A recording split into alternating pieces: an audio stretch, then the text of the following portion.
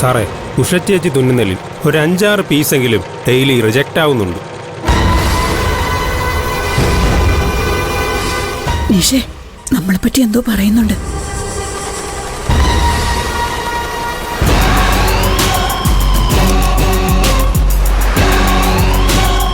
ചേച്ചി, അയാൾ പുറകെ കൈകെട്ടി പ്രശ്നമാവുമെന്ന് തോന്നുന്നു.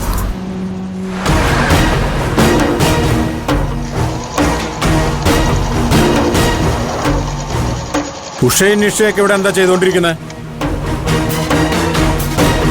ചോദിച്ചു കേട്ടില്ലേ? നിങ്ങൾ എന്താ ഇവിടെ ചെയ്തോണ്ടിരിക്കുന്നതെന്ന്? ഷർട്ട് തുന്നുവോ സാർ?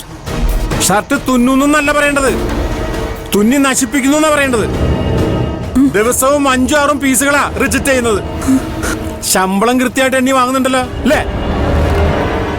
ചോദിച്ചേട്ടില്ലേ? ശമ്പളം കൃത്യമായിട്ട് വാങ്ങുന്നില്ലേന്ന്?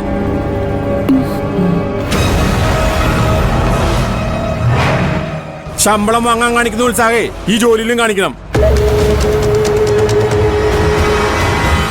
ഈ ഫാക്ടറി നിങ്ങളുടെ രണ്ടിന്റെ കുടുംബ സ്വത്തല്ല ഇങ്ങനെ നശിപ്പിക്കാൻ, മനസ്സിലായ?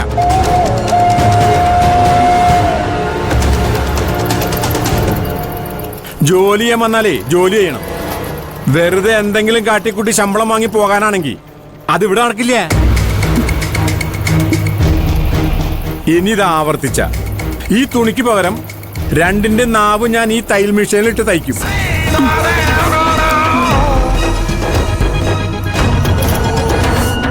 പ്രിയനും മോഹനും ഇവിടെ വാ.